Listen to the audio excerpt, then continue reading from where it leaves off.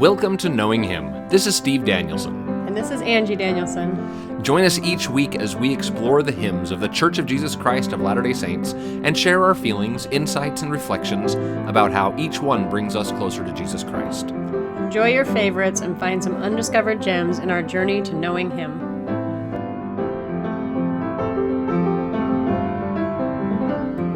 Welcome, friends, to today's episode of Knowing Him. I'm your host, Steve Danielson, and I'm here with my living breath co-host, Angie. Hi. We are releasing this episode on Good Friday, just in time for Easter. Before we get to our song today, though, I just wanted to ask you, Angie, what sort of traditions did your family have at Easter when you were growing up? I don't know. I think we just basically did the Easter bunny and dyeing Easter eggs type of things. I mean, Did you hide the Easter baskets or anything? Or no, we just set them out, and we even put the dyed boiled Easter eggs in there overnight and just left them out. So we didn't die. didn't die from the dyed eggs? No. I don't remember doing a whole lot about the resurrection and the Savior, except for, we went to church and sang in the choir often. And yeah, I think that was pretty similar for our family. We didn't do much outside of Sunday. The Easter bunny, not my parents. The Easter bunny would hide our baskets around the house, and we'd have to go find them in the morning. And then we go to church later that day. But besides that was about it. We'd get together with family for an Easter dinner. Yeah, we did too. Yeah. Sounds like from the General Conference that our prophet wants us to do much more than that. Yeah, so I was going to mention here, this past weekend, April 1st and 2nd, we watched the General Conference of the Church of Jesus Christ of Latter-day Saints. We heard several talks about Palm Sunday and Holy Week and making the celebration of Easter more important in our families. So what do you think we could do, or already have done, it's already Thursday, to emphasize the celebration of Easter in our family? Well, we have been reading more of the scriptures of Jesus's last week of his life. Yeah, I think it's been fun this week. We've been sort of going day by day based on the scriptural account, talking about, the triumphal entry on Sunday, and we talked about the cleansing of the temple on Monday, and, today we talked about the Last Supper. We read about these different events that happened during that week, and I think it's been good for our family to think about it all week and not just on Sunday. Yeah. So because it is Easter weekend, today we could talk about any one of the wonderful Easter hymns we have in our hymn book. O Savior, Thou Who Wearest a Crown, He is Risen, or Christ the Lord is Risen Today. However, I've chosen to talk about our hymn that is unique to the Church of Jesus Christ of Latter-day Saints, hymn number 198, that Easter Morn. No longer new now, but it was new to the 1985 hymn. Yeah. So we'll start today by talking about the writers of this hymn. The author of this poem, Marion D. Hanks, was a lifelong member of the Church of Jesus Christ of Latter-day Saints. Born in Salt Lake City, Utah in 1921, which my grandpa, Jesse Stay, was born in Draper, Utah in 1921. So just right down the road from each other. He was the youngest of 7 children. Unlike my grandpa, who was the youngest of 11 children. Anyway, in Marion D. Hanks' family, 6 lived to maturity. His father, a municipal judge, died when he was 2, and so his mother actually raised them as a single mother. Wow. But raised them all wonderfully. He served a mission for the church in the Northern States Mission, headquartered in Chicago. The mission boundaries were much bigger back then, so it was just like the Northern States. Yeah. He served in the U.S. Navy during World War II and did see active duty. He was actually a submarine chaser. Oh, wow. In World War II. And then after the war, he worked as an instructor in the church education system. And he and his wife, Maxine, had 5 children. So a wonderful family themselves. He was called as a general authority for the church in October of 1953 at only 31 years of age. Oh, wow. I didn't realize he was that young. Fairly young. And by the time he died, he was actually the oldest living member of the Quorum of the 70 by the time that he died. He served in the First Quorum of the 70, the presidency of the 70, and then 8 years as assistant to the Quorum of the 12 Apostles as well. Honorably released and granted emeritus status in 1992, and was emeritus general authority from 1992 until he died in 2011. So he was, I said, born in 1921, died in 2011, so he would have been around 90 years old or so. I think what I read said 89. Yeah. During the Vietnam War, so this is while he was serving as a general authority, he would actually fly into combat zones to minister to LDS soldiers that were serving there. He would get letters and messages from them and send them back to his family, to their families. It actually said that the first several letters that he sent actually arrived after the servicemen were killed. Oh my goodness. And so he took to staying up late at night, dictating the letters and getting them on a plane the next day to send them back to the States so that they would arrive to their families in time. Wow, that's cool. Yeah. Army Colonel Russell Meekum said, "I can tell you by experience in my own family that a letter from a general authority who has recently visited your loved one in the field in Vietnam is a morale builder." So this was something that was highly respected and valued by those servicemen that were there. That's pretty neat. Yeah. In the early 1960s, he served as a mission president of the British Mission. And two of his missionaries were Jeffrey R. Holland and Quentin L. Cook, who are current members of the Quorum of the 12 Apostles. I think I knew that. I've heard that before when they've talked about their missions, that he was their mission president. Yeah, which is that's awesome. It's pretty cool. Yeah. To not only have one but two apostles from your ranks of missionaries. Yeah. Sorry, you were going to say something? I was just going to say, it makes you wonder what's going to happen with missionaries that you served with in your mission.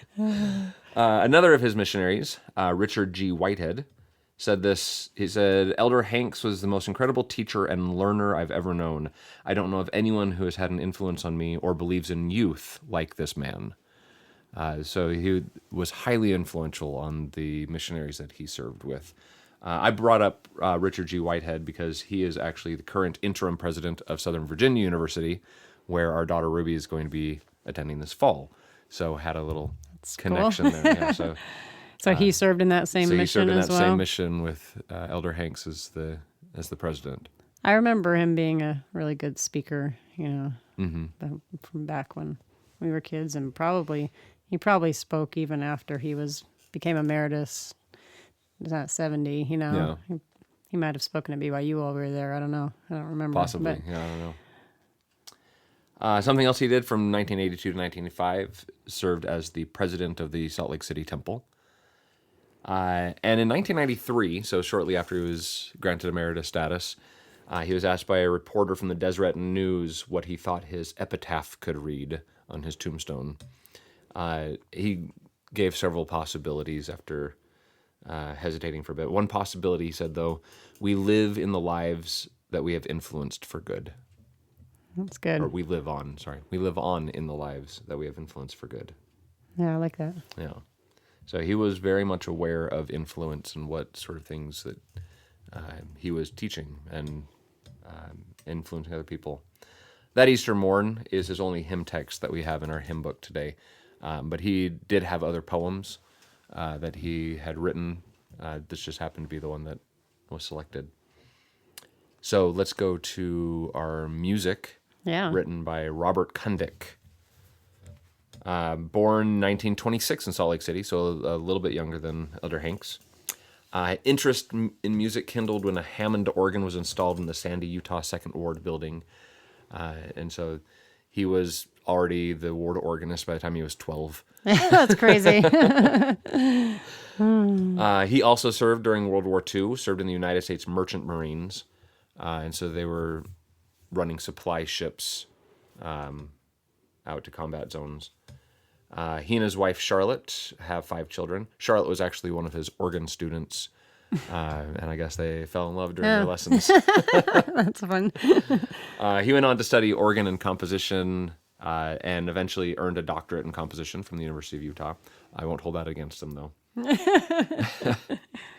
When he was younger, he was mentored and taught by tabernacle organist Alexander Schreiner. And some of his teachers at University of Utah, Leroy J. Robertson. I've performed several of his pieces, and Maurice Abravanel, who Abravanel Hall in Salt Lake City is named after. So, yeah, I had some pretty decent teachers there. He actually went on to teach at BYU from 1957 until 1962. Until he was called by David O. McKay to serve as the organist for the Hyde Park Chapel in London until 1964. Yeah, I read about that, and I thought that was interesting. I'm not sure why the Hyde Park London needed him as the organist. Yeah, why did they need the special organist called? I'm not entirely sure, but he was called and served there for 2 years. Yeah. And then in 1965, he was called as the tabernacle organist and played with the tabernacle choir from 1965 to 1991. I remember him being the organist. Yeah, I can picture his name, I can remember his name being called, even in my young years, not paying great attention. I can still remember hearing, and Robert Kundig at the organ. Yeah. It's one of those things that ingrains in your brain. Yeah. So I guess he was in the tabernacle, or he was at the organ, pretty close to the same times that Elder Hanks was in the... Corman of the 70. It was in the 70, yeah. Following his retirement, he and his wife served as directors of hosting at the BYU Jerusalem Center. So spent some time over in Jerusalem. And I thought this was cool. He spent the later years of his life trying to promote and publicize serious works by other composers who were members of the Church of Jesus Christ of Latter-day Saints. So I think if podcasting had been a thing back then, he would have been doing a podcast very similar to what I do, Movable Dough, where I try to publicize and promote works from other living composers. And it sounds like he was doing the same sort of thing. In addition to that Easter Morn, he also wrote music for hymn 279 in our hymn book, Thy Holy Word. Now, I know you had some additional information on Robert Kundig, didn't you? Or was that just about the hymn itself? About the hymn and why it was written or how it was written. Okay, let me talk about a couple things first. Okay. Actually, we may just go into that. So not a lot is actually written about this hymn. Karen Davidson in our Latter-day Hymns has the most information that I was able to find. And it's a pretty basic story about how it came to be. I'll let you read what you found first, and then I'll see if I have anything additional. Okay. So I found this on the Deseret News online. It was an article called Composer Robert M. Kundig's Moment of Truth. And it shares the story of writing this hymn. Says that Elder Hanks had written the words and asked Robert Kundig to compose the music. Says they felt pretty good about this piece. In classic Kundig style, the hymn was singable yet challenging. Then word came back from church headquarters. Kundig had included a little riff for the accompanist to play at the end of each verse. Says when the tabernacle organists compose hymns, they often toss the accompanist a bone. But this time, one chord in that little solo was especially strident. If hymn singing was supposed to help a congregation blend in harmony and spirit, Kundig's chord was a killer. It had to be changed. So I guess the church came back and said, "You need to change this one chord. We don't like this. It sounds too weird." So it says, in Bach's era, the augmented fourth, the notes B and F played together, for example, was called the devil, and composers avoided it like the bubonic plague for the same reasons. It bred discord. Well, Kundig was not pleased about things, so he was upset that they didn't want to publish his hymn the way it was written, and he thought about pulling the hymn and saying, forget it, we're not putting it in the hymn book. So it says... let's see. So the composer said he'd reined himself in over and over down the years. At some point, however, his integrity as a composer was on the line. At some point, he'd have to make a stand. Elder Hanks listened carefully, as he was wont to do. Then after a few moments, he said if Kundig wanted to pull the hymn, he'd back him 100%.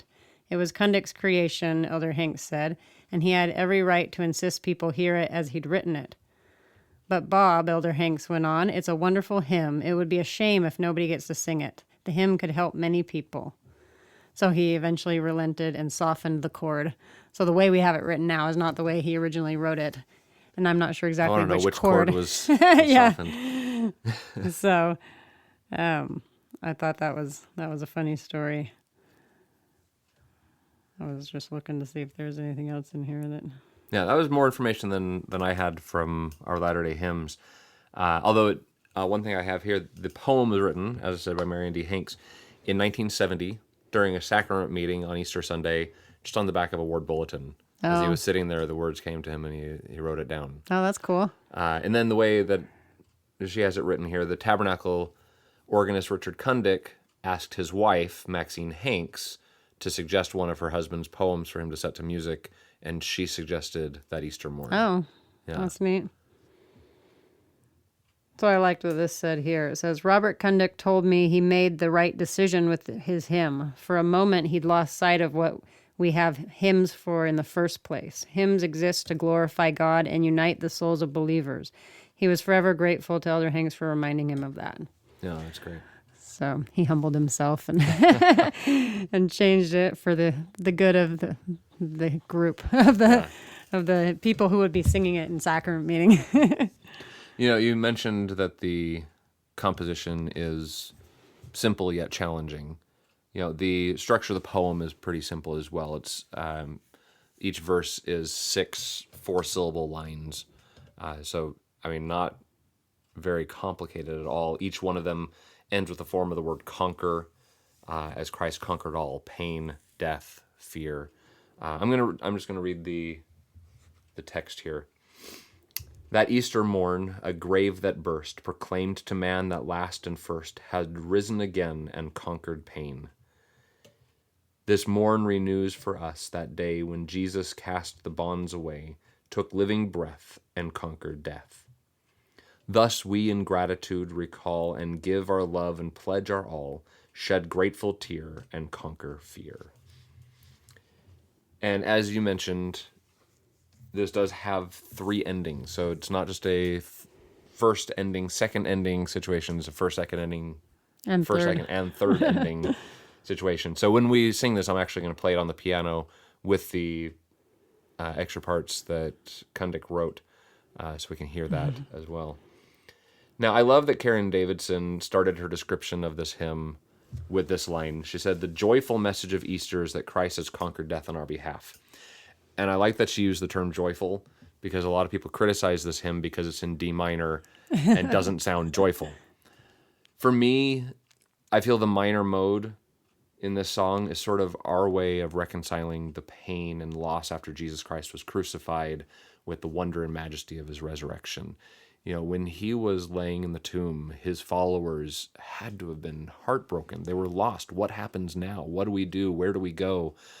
And I think the mood of this Easter morning, before they realize exactly what has happened with the resurrection, I think this somber mood sort of matches that. And then we get to that, you get to the end of the second ending and you start to see a glimmer of hope and understanding. And when you hit that third ending and we end to that D major chord, it's just this full resolution and wave of understanding of, oh, he did it. He conquered everything. He conquered death and fear and pain, and now we can rejoice. I feel like you need this almost before you sing "He is risen" or "Christ the Lord is risen today." Mm-hmm. Yeah, that's beautiful. Yeah. Hanks used the phrase "last and first," which is opposite of how we normally think of it. Christ is the first and the last, Alpha and Omega, the beginning and the end, usually going in that order.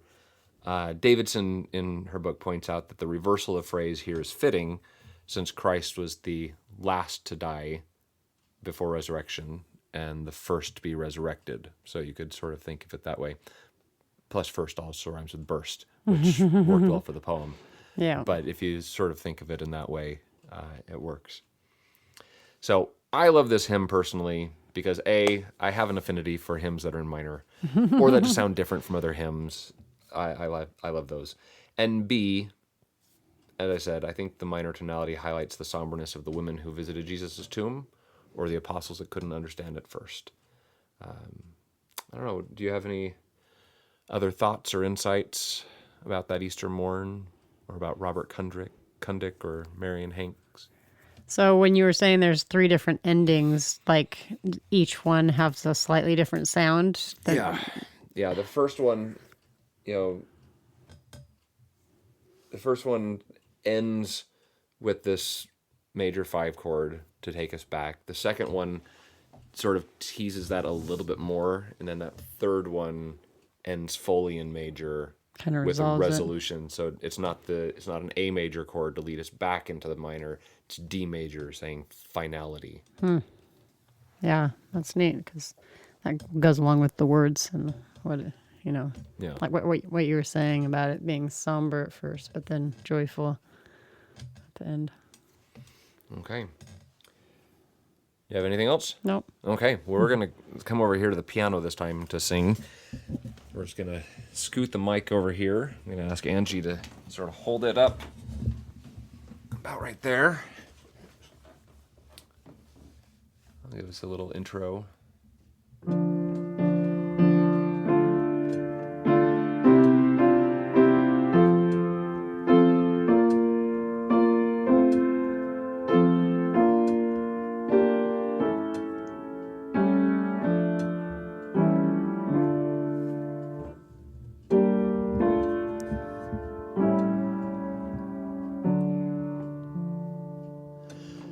That Easter morn, a grave that burst, proclaimed to man that last and first had risen again and conquered pain.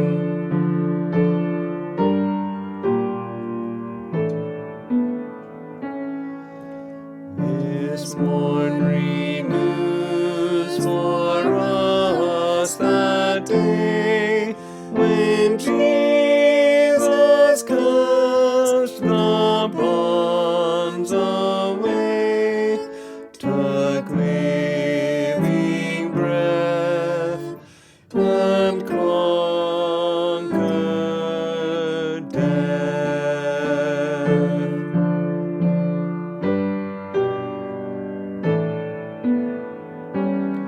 Thus we in gratitude recall and give our love and pledge our all, shed grateful tear and conquer fear.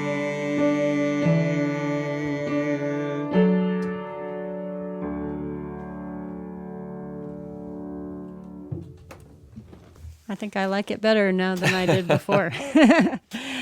Well, learning the history of the hymns always makes me like them even better than I did before. I've always loved this hymn. I've always thought it has a wonderful message, and we need to sing it more often. I just wanted to read the end quickly of what Karen Davidson said about this song, because I liked the way that she phrased this. The congregation will not find this hymn tune particularly difficult if the music director and organist have rehearsed carefully, so that the fermata at the distinctive instrumental passages sound natural and convincing. So I like the fact that she is all for this hymn and loves it as much as I do. Well, friends, thank you so much for joining us today as we discussed the hymn That Easter Morn. As always, it's a joy to be with you and to discuss the hymns. We wish you and your loved ones a happy Easter this weekend and hope you will be able to take some time to remember Jesus Christ in your lives. If you'd like to connect with us, please email us at knowinghim@gmail.com or contact us through our website, knowinghim.weebly.com. We'd love to hear what you think about the podcast and about the hymns. In the meantime, I hope you'll join us next week as we sing our way to knowing Him.